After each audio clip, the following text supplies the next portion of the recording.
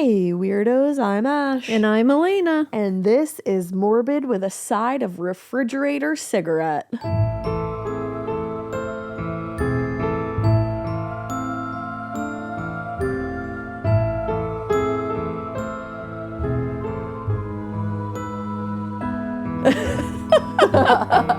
In case you don't know what that is. I don't promote smoking. I do promote Diet Coke. Yeah, that's a thing. People call Diet Cokes a fridge cigarette. It's just a meme I saw once. Yeah, I think that's funny. Mm-hmm.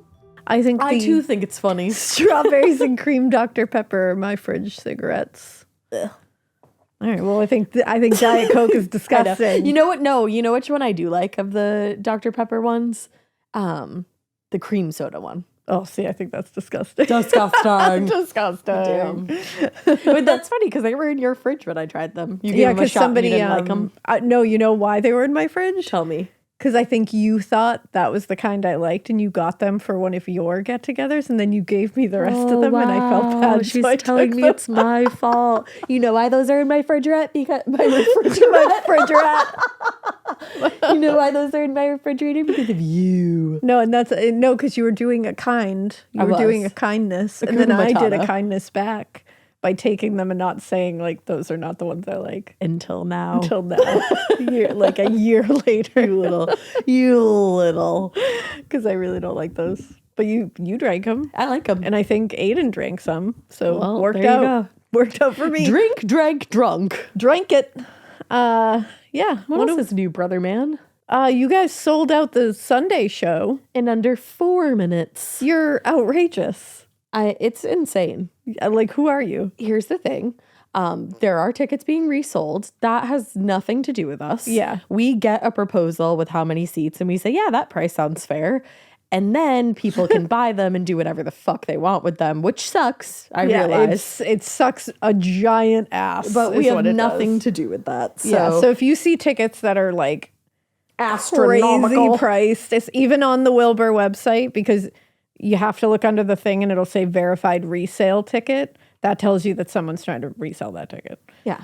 Because there's like balcony seats that are sitting there right now for like $1,200. Whoever did that, go fuck yourself. Yeah, that's such a dick move. But like, that's not us. No, we're not out here charging fucking no, and that's how it works. We literally get a proposal with each seat and how much money it should cost. And we actually went back a couple times and we're like, let's be like a little more fair. Yeah. We would never do that to you. No. So anyway. But there was just a couple of people that were concerned that we were like trying to... Concerned that we thought we were out like here Taylor thinking Swift. we're like Sabrina Carpenter or something. So I'm not. I wish. And also those tickets that people were concerned about, those aren't like, we're not. Like the resale tickets? Whoever's selling those tickets, if somebody buys them, they get that money. So yeah, we're not profiting off of that in any way. It's just crazy. It's a wild world. Yeah, people are getting rougher and rougher out here in these streets. But you know what? You're all great. You're all that's fantastic. all that matters. You're all fan-freaking-tastic. Yeah, we just like, it was only a couple people that like even noticed it and mentioned it, but we just didn't want anybody thinking that we were out here trying to sell tickets for like $700 and shit. Nah. That's crazy. Fucking crazy. But yeah, so that's stupid. Stupid of people to do. I think that's really our only bit nasty, though. I know. I think that is. I like that I've officially named our business segment Bit Nasty. That's pretty fun, in my opinion. Of Bit Nasty. And that commences Bit Nasty. Yeah, because I don't think there's anything else that really has come up. No. That you guys need to fucking know about. Mm-mm. You know? Don't forget, we lied. Bit Nasty, not over. More Bit Nasty. Don't forget tomorrow, actually, because I think this is Thursday's episode. I was gonna say, look at Mikey. I don't know. She looked at me. She looked at me first, like I know anything. I was just like, she looked at me blankly and shook her head. I just went, oh no, I don't know those things. Yeah, so today is Thursday for you. It's Tuesday for us. So we're not even that far apart. Don't worry. We're not getting back into craziness. No way. But anyway, Friday is going to be our bonus episode where we are going to talk about Unknown Number, the high school catfish scandal. Yes. Which I actually, last night, me and Drew were watching TikTok together, and people have been filming their reactions when they find out who the catfish is. Oh, yeah. And I need you all to please do that if you don't know. Oh, hell yeah. If you somehow don't know who the catfish is at this point, you got to film yourself watching it because your reaction will be insane. I've been spoiled. I already know. I got spoiled ahead of time. So I won't do it, but you guys should definitely do it. I got spoiled ahead of time, but even still... Still shocking. Well, even still shocking. And also I was like, well, I don't know. You know, I didn't know exactly. Yeah. But we won't... We'll talk about it on Friday. We'll talk about it on Friday. Yeah. AKA tomorrow if you're listening on Thursday. Yeah. All right, so that wraps up Bid Nasty. Now Bid Nasty is done. Pinky swear. Let's go, girls. Today... we are going to be talking about a very interesting case. And one that, so we're going to be talking about Gloria Ramirez. You might see her referred to sometimes as the toxic woman. Which is shitty. Not great to do that. It's really not great to name somebody that. After you hear the story, you'll understand why. Like that's, and her family does not want her to be known as like the toxic woman. Yeah. That's who would want that, So, not high. So we will not be calling her the toxic woman, but I just wanted, in case you had seen it, that's the same Gloria Ramirez. This story is wild. I know of this story, but I don't know all the details. Very interesting, very tragic. Yeah. Very scary. Yeah. So let's start. Within hours of Gloria Ramirez taking an unexpected visit to the ER in 1994, medical personnel who, rushed to her aid that evening became sick with symptoms that are typically associated with like insecticide poisoning. Oh, shit. Like very strange, like tremors, apnea, burning skin, like randomly. So, like, if you, like, ingested, like, Raid or something? Yeah. And, like, several of these like, medical personnel required hospitalization themselves because of it. Oh. And in the days and weeks after this, the doctors and nurses who came into direct contact with Ramirez continued to experience these crazy, bizarre symptoms. They were defying logical explanation at this point. And they were leaving everyone wondering, how had this seemingly ordinary woman's body been transformed into some kind of, like, Trojan horse of toxicity? Yeah. That's essentially what they were saying. Like, what happened here? Like, because initially they had no idea. They had no idea. They didn't know what they had gotten into. And honestly, the symptoms and things that were happening were like associated with chemical warfare, essentially. What? Yeah, it's wild. So let's start at the beginning.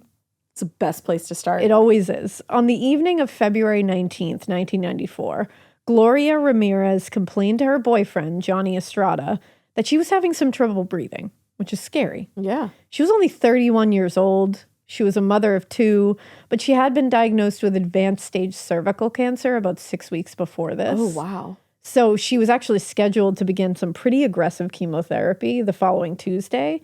But obviously this night, things took a pretty alarming turn. And so when she started to say, I'm having trouble breathing, it should never be something that's ignored, but getting that diagnosis, it made it even scarier. Yeah, of course. And she actually ended up collapsing. Oh, like shit. She told her boyfriend, something's wrong, and then she collapsed. Oh, that's so scary. Johnny called the paramedics, and they got there really quickly, and she was very quickly transported to Riverside General Hospital, and this is in California. Okay. She was admitted at about 8:15 p.m. and taken to Trauma Unit 1. Emergency staff assessed the whole situation. Everybody was moving at a rapid pace, but by the time she arrived there, her breathing had gotten way worse. It was super shallow, really quick, and it was causing her blood pressure to fall really, really rapidly. That's so scary. So in just trying to determine what the cause of all of this was, doctors and nurses questioned Gloria as best they could. Right. But by this point, she was barely conscious, and she was only able to really provide some short answers. And most of them were kind of unintelligible and frankly unhelpful at this point. Yeah, she's not like totally with it at this point. Yeah, so the doctors and nurses, the whole staff, were questioning the paramedics as well who transported Gloria. All they knew was that they had been told by Johnny Estrada that her name is Gloria Ramirez, she's 31 years old, and she was recently diagnosed with cervical cancer. So The attending medical staff started treatment, and they started by injecting a combination of benzodiazepines, Valium, Versed, and Ativan. Oh, wow. That was to sedate Gloria. Yeah, I would think so. Obviously, and followed by more injections of lidocaine and an antiarrhythmic called Brutilium to stabilize the irregular heartbeat that was happening. Okay. So the drugs started working their way through her system, and in the meanwhile, Nurse Maureen Welch began performing mouth-to-mouth resuscitation with an ambu bag. God, this is she was starting to really go intense. It is. It's like one of those intense medical scenes that you're picturing in your head. It was like I'm picturing chaos. like something from The Pit. Exactly. You know? Yeah. That's exactly what it is. And the combination of the drugs and this forced air should have been enough to stabilize Gloria's situation, at least for a brief period of time. Just trying to, so they could collect some more information even just to move forward. Yeah. But when it became clear she wasn't responding to the treatment at all, medical staff began preparing to shock Gloria's heart back into a normal rhythm with a defibrillator. Shit. It was just going to hell. Yeah. Like everything was going haywire. And so, she's 31 31 years old. Jesus. 31 years old. And the first indication that something was amiss came when the nurse cut away Gloria's t-shirt to try to apply the electrodes.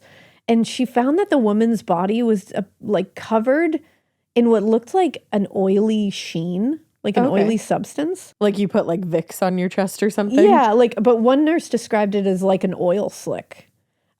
She said, like you see on the ground of a gas station. Oh. Like that kind of sheen, which is different. Yeah.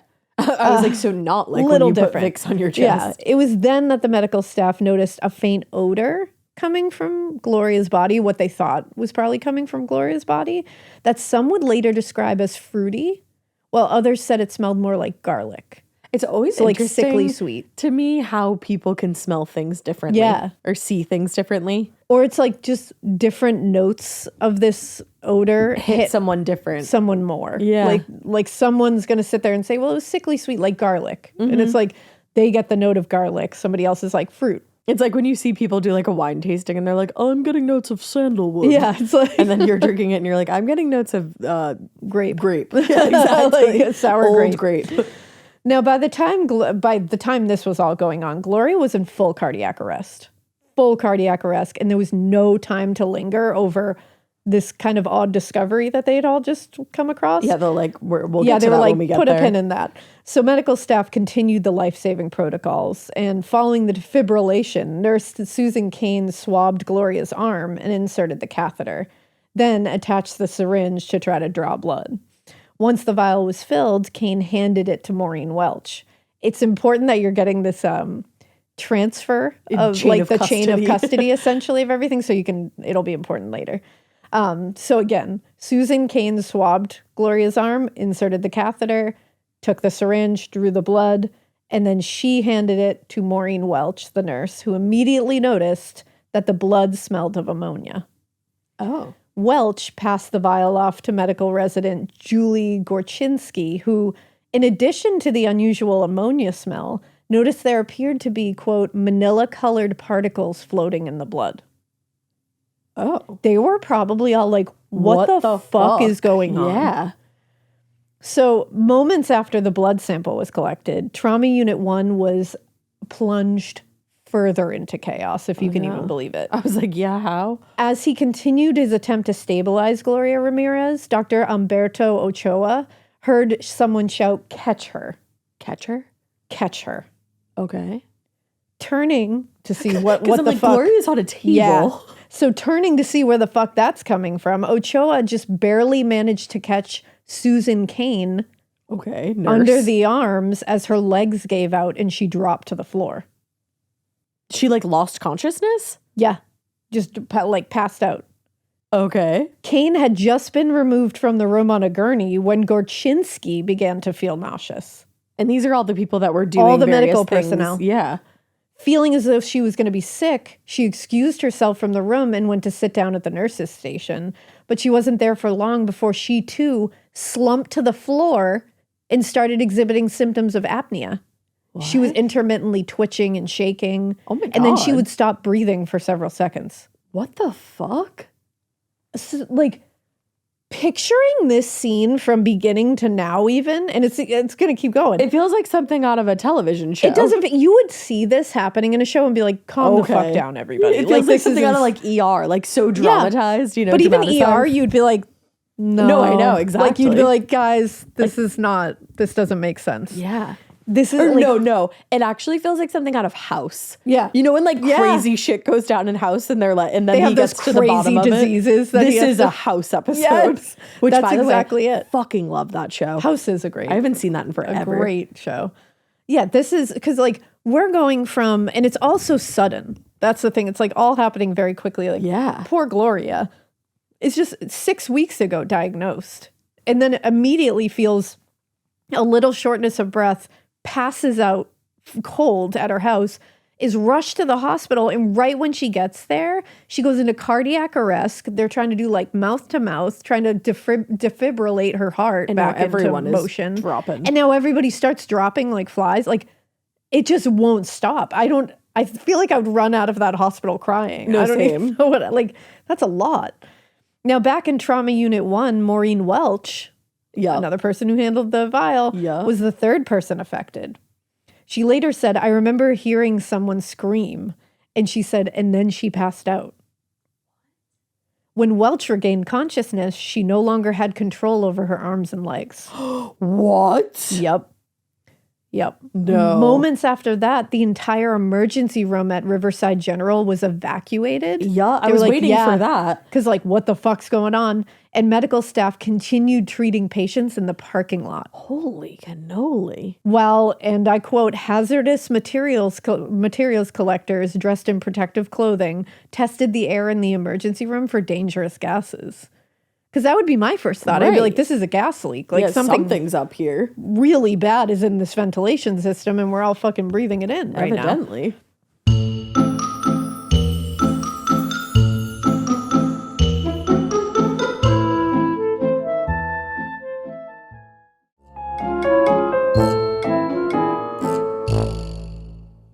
So in Trauma Unit 1, Gloria's condition continued to worsen as all this was going on, with her blood pressure dropping at an alarming rate. And despite their efforts to stabilize her, and this is just so tragic, amid all of this, Gloria Ramirez died at 8:50 p.m. from what an autopsy would later identify as kidney failure brought on by cervical cancer. Oh, wow. So she was diagnosed as a result of that? 6 weeks earlier and died. That is wild. And it's like, she got in there at 8:15 p.m. and was dead by 8:50. Wow. When as all around her, people are just chaos down, but they're also at the same time trying their absolute best. Oh, it's awful. It's so tragic all the way around. Oh, she's so young. And you said she had 2 children. Yeah, she's a mother. That's awful. Now, once Dr. Ochoa had pronounced Gloria dead, her body was sealed into an airtight bag and moved to an isolated room in the hospital because, again, they don't know what's going on. Nobody knows, yeah. Among those who helped move the body was ER nurse Sally Balderas, who had been in Trauma Unit 1 and helped to collect the blood sample from Gloria. Once she'd returned to the parking lot after moving Gloria to where she needed to be, Balderas felt ill and then started retching and complaining of, quote, a burning sensation on her skin. Oh. And then she, too, needed emergency medical attention.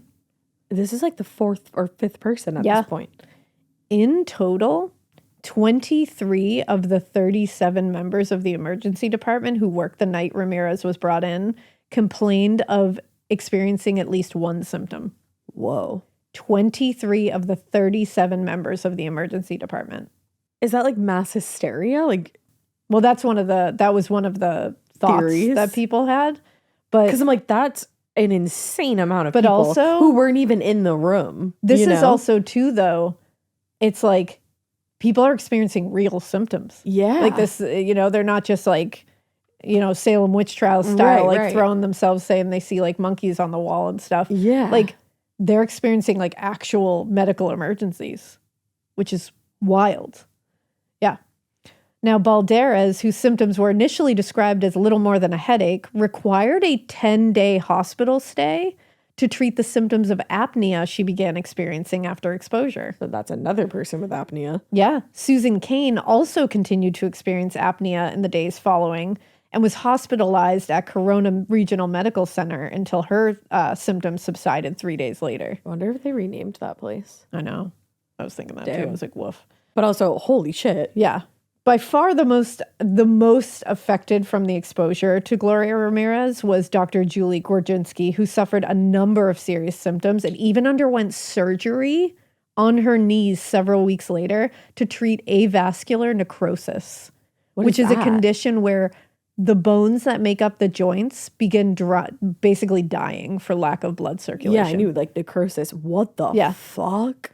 Gorchinski's other symptoms included hepatitis, pancreatitis, and, quote, chest-seizing muscle spasms and breathing relapses that necessitated use of a respirator. Holy shit. I just keep saying that, but, like, she was only 33 experiencing all this. And she couldn't draw a full breath for, like, months after exposure. And so what was the thing called that she had, the necrosis thing? Avascular necrosis. So, like, the nerves in her knees were dying off? The bones that make up the joints start dying from lack of blood circulation. Holy shit. And she's 30-something years old? 33. Like, is she going to be able to use her legs? Mm-hmm. Now, among the more baffling elements of the case, at least in the earlier days of this whole investigation, because now they're like, what the fuck happened here? Yeah. Was that the paramedics who transported Gloria to Riverside General, who'd presumably been in close contact with her body, and experienced none of the symptoms present among the ER staff. I just pulled my head back and went to the side like, huh? This led investigators from Riverside County agencies and Cal OSHA to focus their attention on the hospital itself, believing that something was circulating in the hospital, possibly in the ventilation system. Because a lot of times, like, and I don't know obviously what happened here, but, like, a lot of times they're, like, putting oxygen on you, like, that close. Oh, I mean, they were doing all the things. She was in full, like, she was in very much treated. Distress on her way to cardiac arrest in the ambulance. So they were doing a hell of a lot. And think about a trauma unit compared to the size of that compared to an ambulance. The back of an ambulance. And a closed in, probably not that well ventilated space. Well, and that's why they're thinking it has to do with the ventilation in the hospital. Yeah. In fact, this wasn't the first time Riverside General had trouble with toxic fumes. That's, like, not something you want on your Yelp reviews. No. You don't want great. Like, one that says toxic fumes, let alone multiple. One time having toxic fumes is, like, too many. Yeah. You know? Yeah. In 1991, so only a couple of years before this, 2 employees required treatment for exposure to what was believed to be a toxic gas leak from a sterilizer. The fuck?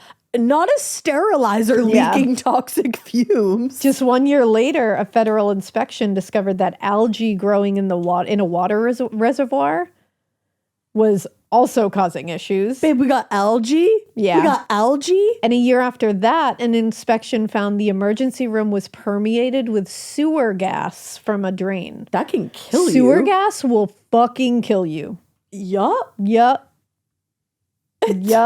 Not sewer gas in the Don't you tell me there's more. Is there another comma there? No. Okay. I mean, let that's alone, enough. like, Jesus Christ. We got enough commas. JC. So the hazmat team began by searching for a variety of toxins capable of causing the symptoms that the hospital staff were dealing with, particularly hydrogen sulfide, which is an insidious poison that smells like rotten eggs and at high concentrations can kill a person after 1 or 2 whiffs. Insidious. People who go into hazmat are just, like, straight up heroes. Yeah.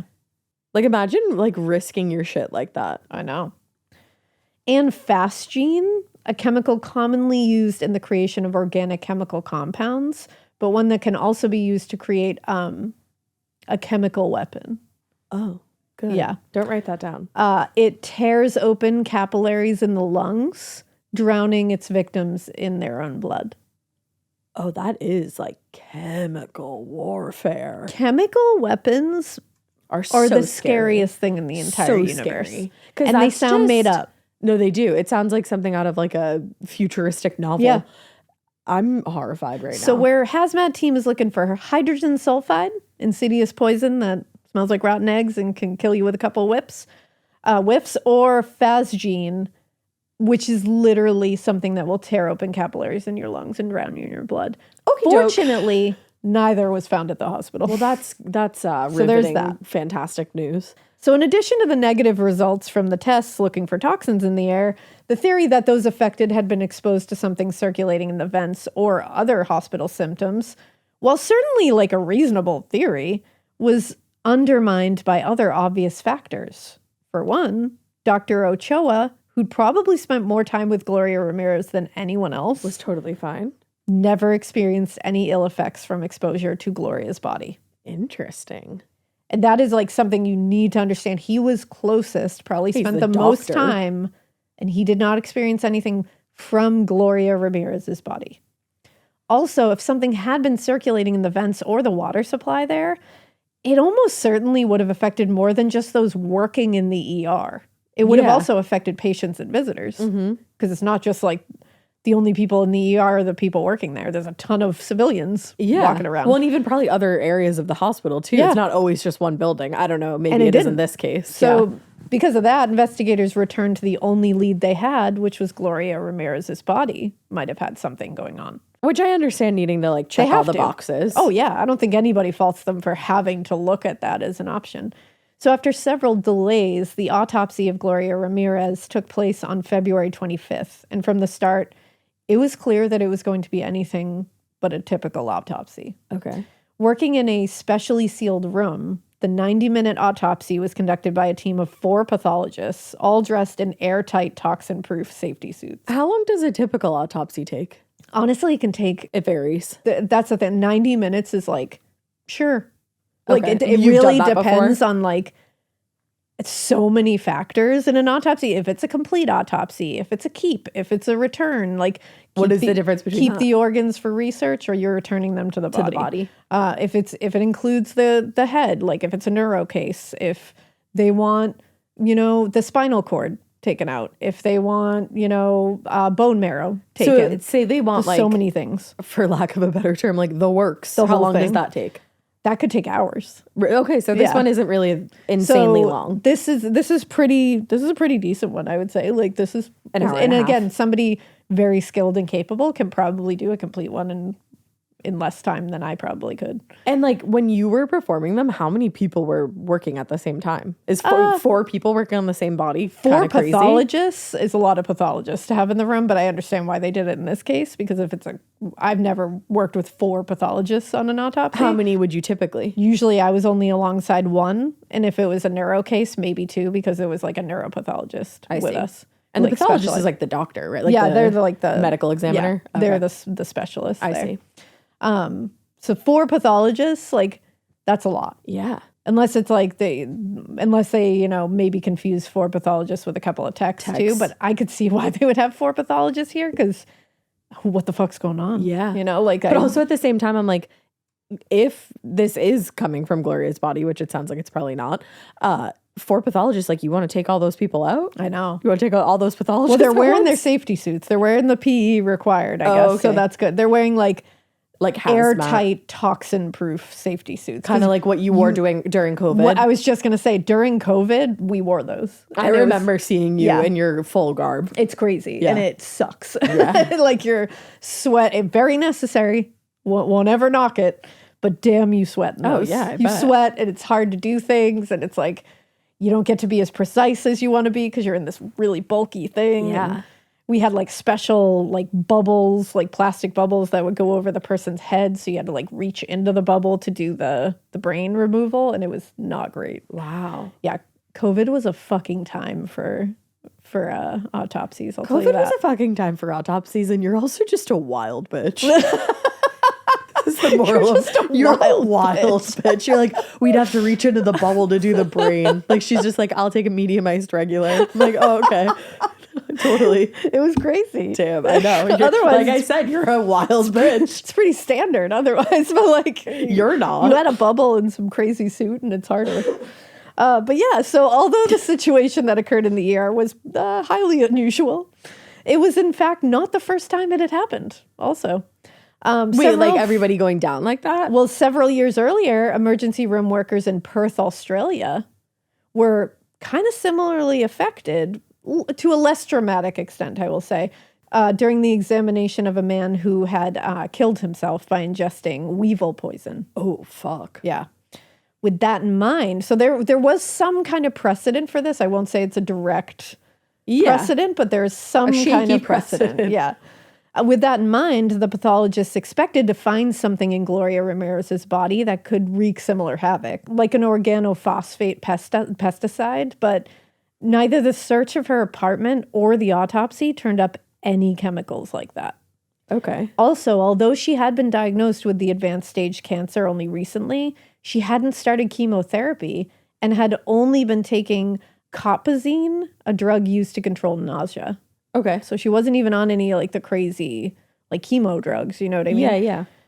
As the evidence collected during the autopsy was being analyzed, Gloria's body was put back into airtight storage, and county officials continued the investigation. The family, meanwhile, was left in kind of a limbo state, which must have been really hard. They still had no explanation for what the fuck had happened. Yeah. And with the investigation still open, they couldn't bury Gloria and start the grieving process. That's tough. And I imagine that like somebody was like close by when all the chaos was happening in the ER, and that must have been really traumatic. That must have been really traumatic. Now, by mid-April, the Ramirez family hired an attorney and filed a request for a court order that would allow for an independent pathologist to conduct another autopsy. Good for them.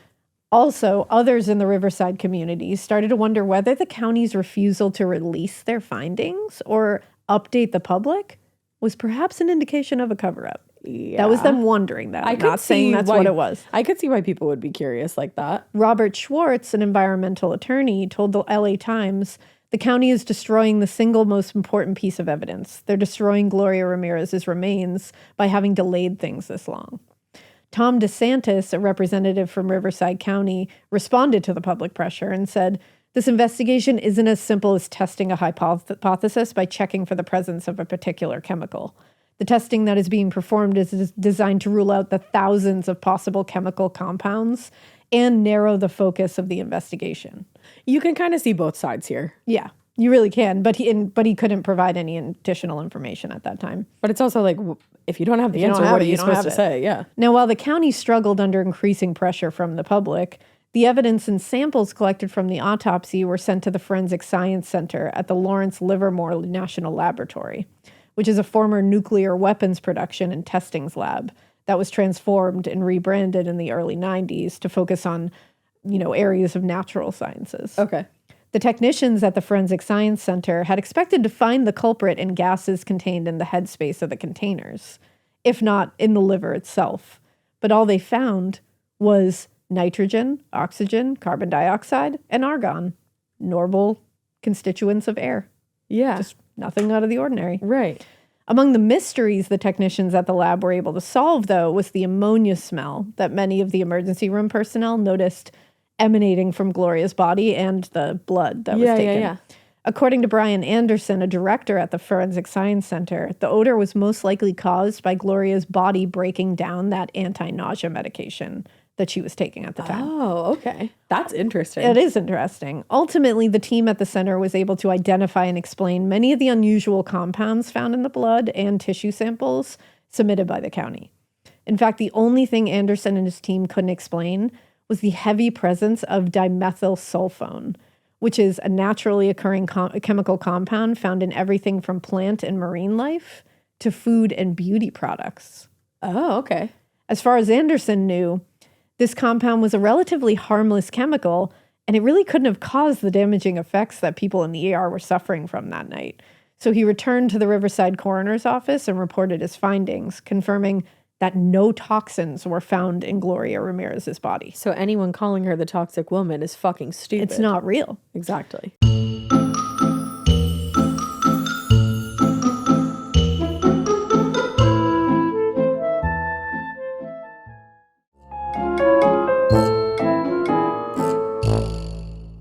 So the technicians at the Forensic Science Center had done as thorough an analysis as possible in 1994. So Anderson's findings were more or less the final word. Despite having no explanations for what had happened at Riverside General, county officials were confident there was no existing threat at the hospital, and the strange case of Gloria Ramirez was effectively closed, at least as far as the county was concerned. Okay. The coroner's office released the body to the family in late April, and Gloria Ramirez was buried at Olive Wood Cemetery in Riverside on April 27th, 1994. Almost 2 full months after she passed away. Like, that's tough on that family. So if Riverside County officials had hoped that releasing Gloria's body would put an end to the chaos and the mystery surrounding this case, they were definitely disappointed in the weeks after that. Yeah. The family still pressed the coroner's office for answers, rightfully so. And they were unfortunately never going to really get any. And in August, Dr. Gorchinsky filed a $6 million lawsuit against Riverside General Hospital, alleging that conditions at the hospital and failure of safety protocols had left her with more than one debilitating condition preventing her from working. And she was a 33-year-old doctor. Right. According to her lawyer, Russell Kuzman, the suit was filed in part to compel the hospital and the county to release whatever information they had related to the case. He said later to reporters, clearly she's the victim of some kind of toxic poisoning. The question is, where did it come from and who is responsible?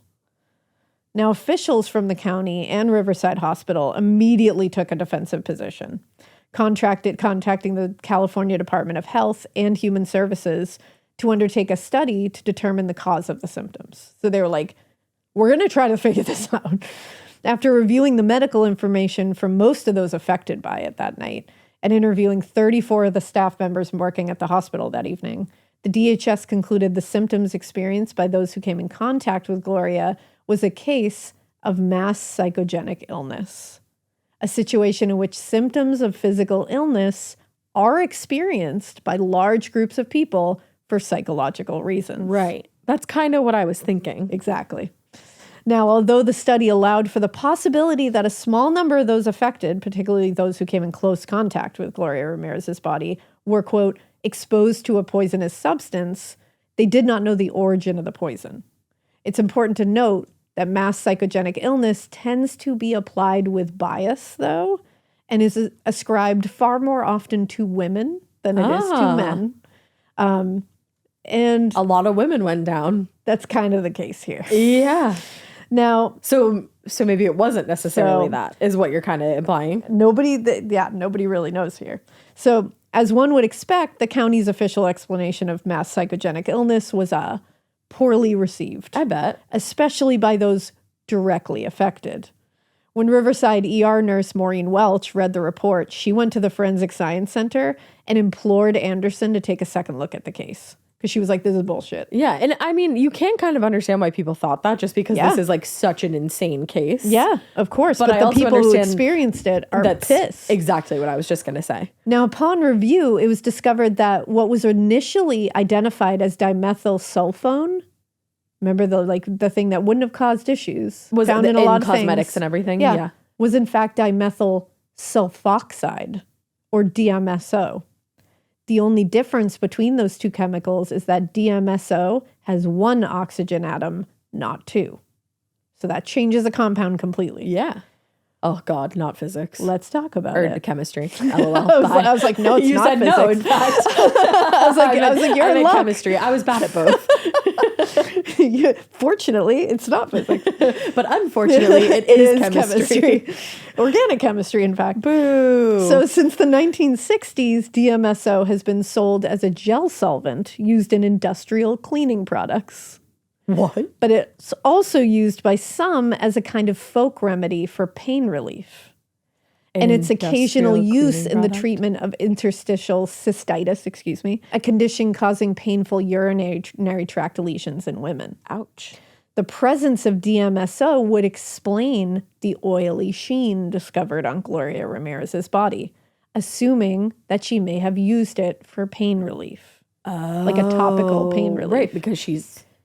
This would also explain the aroma of garlic described by several of the workers present in the room with Ramirez, because these are both hallmarks of this product. Oh, wow. I mean, I love the smell of garlic. I do too. But I don't love a toxic thing. The presence of DMSO alone didn't explain the symptoms supposedly caused by exposure to Gloria, though. Okay. That alone. It was only when Anderson checked the chemical index text to review DMSO that he noticed an adjacent entry for a different chemical that seemed the most likely explanation for what had caused the medical mystery surrounding the death of Gloria Ramirez. Okay. Dimethyl sulfate.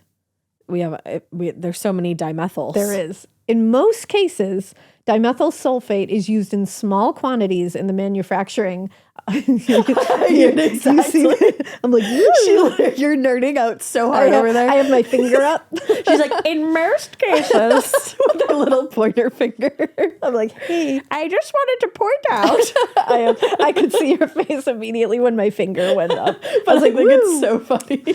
So in most cases, finger went up again, dimethyl sulfate is used in small quantities in the manufacturing of dyes, perfumes, and certain drugs. But the chemical has an unpleasant history as one of the main components of this thing called nerve gas used in chemical warfare. Not more chemical warfare. Yeah. Nerve gas? Dyes, perfumes, certain drugs. Bitch. Oh, also nerve gas. Nerve gas. I'm thinking that whole thing that the doctor experienced or one of the nurses. Legit, huh? Or nor. Yeah. Kind of a very unpleasant history for sure. In vapor form, dimethyl sulfate can, quote, kill the cells in exposed tissues, such as the eyes, mouth, and lungs. Yeah. When absorbed into the body, dimethyl sulfate causes convulsions, delirium, paralysis, coma, and delayed damage to the kidneys, liver, and heart. Didn't somebody have kidney failure? Gloria did. Oh, Gloria did. Yeah. Okay.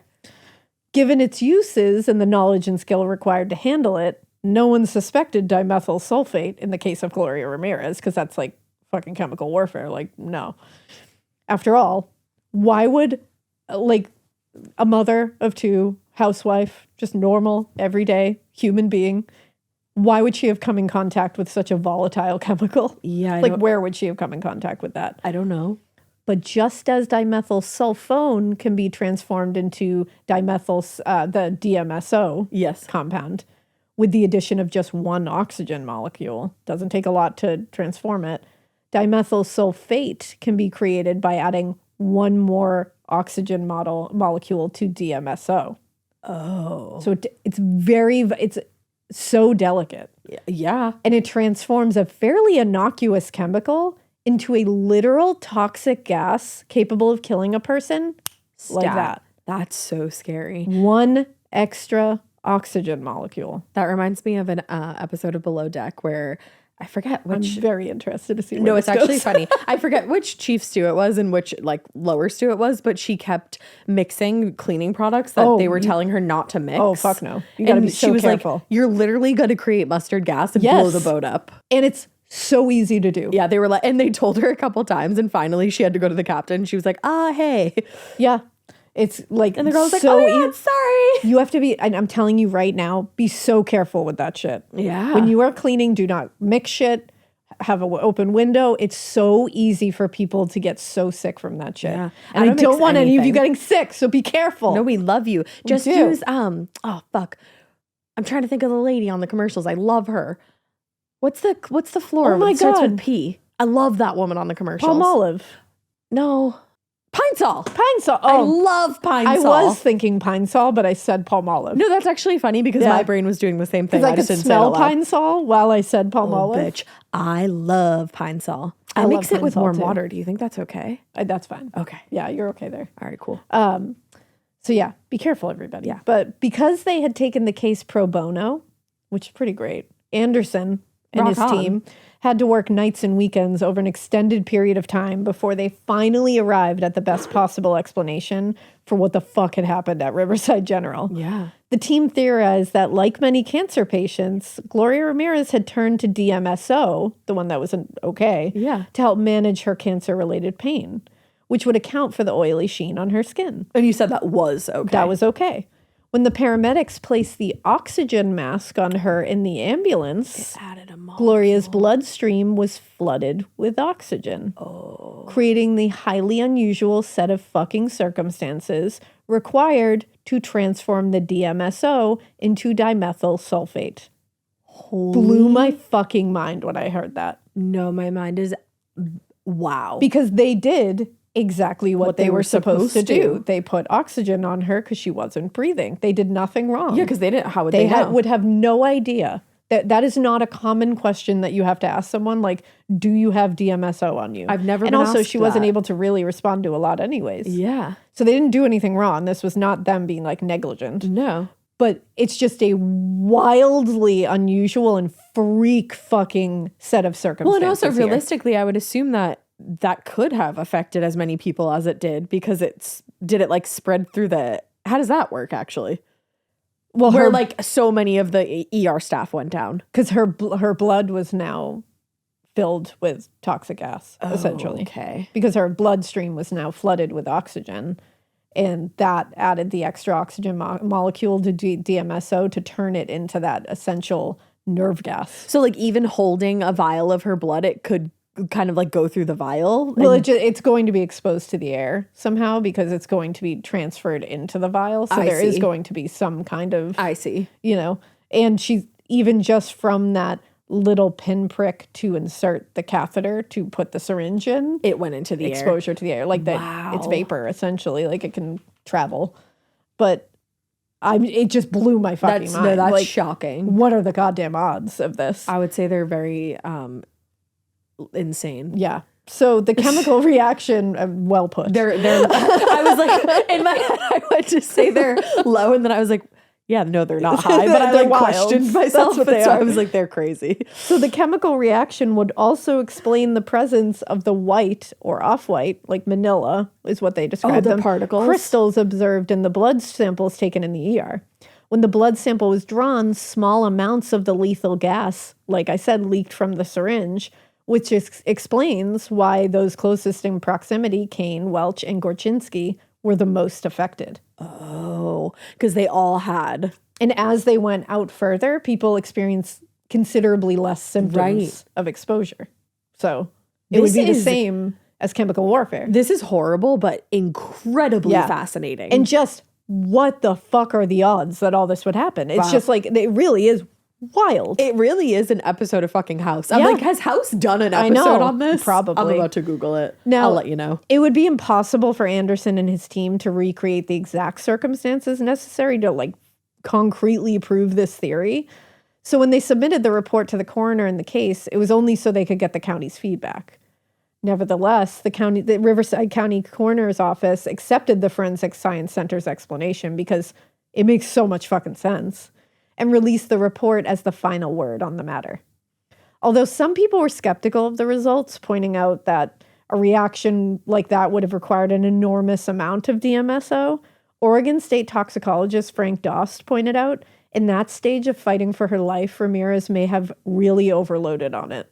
Yeah. Creating the precise set of circumstances under which the chain reaction could occur. And I fully believe that. Yeah. I think this was just a freak set of circumstances that absolutely no one is at fault for. Totally. I mean, you think of like the products that are available that you don't realize how like dangerous they can be. Mm-hmm. I'm 29 years old. I just found out that you can't put Vicks under your nose overnight. Yeah. I had no idea. Like that is something we used to do when we were like younger. Yeah. And it's these home remedy things. But when you start looking into them, you realize how dangerous this shit can be. Yeah. I mean, I'm so glad I'm related to you because you're so sciencey. I would have no idea. It's scary. Yeah. And even things like dry shampoo, aerosol dry shampoo. I know. The fact that that's been connected to so much cancer and different like stuff. It's so scary. You're better off with like the really pumps. Natural like pump powder ones. Yeah. But you also have to be careful of those. So like be really careful when you're picking this shit.